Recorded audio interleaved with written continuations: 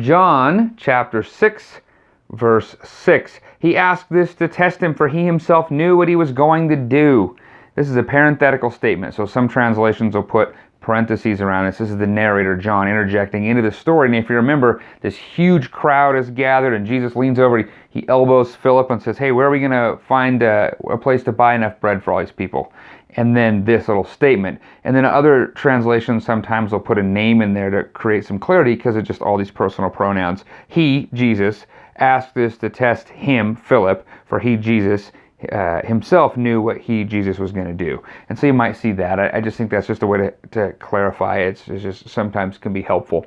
So the question we should ask is, if Jesus knew what he was going to do, why is he asking Philip? I think this is for the reader's sake, so we can go, oh, how is this going to work? I think it was for Philip's sake. I think it's conversational. We see God do this with Adam.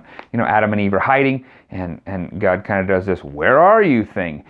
We see when Jacob is wrestling with the Spirit of the Lord, and the Spirit of the Lord touches Jacob's hip, and all this stuff happens, but Jacob wants a blessing, and he's asked, like, what's your name?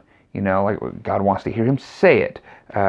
You see this a lot. I think really this is for conversation. This is how God engages with us. He knows all of it. He knows us better than we know us, but this allows for a conversation, a dialogue to happen back and forth, and this exchange. And so Jesus knows exactly what he's going to do, but he's saying this to test Philip's, and we're going to see in a minute Philip's answer, and then and Philip's answer would be very similar to our answer, like, well, this is going to be impossible. And Jesus is like, yeah, I know. So here, get ready for this. This is going to be pretty awesome. I think when we encounter God's word, sometimes we're questioned like this. There's sort of this rhetorical dialogue, and I think Jesus does this to us quite often.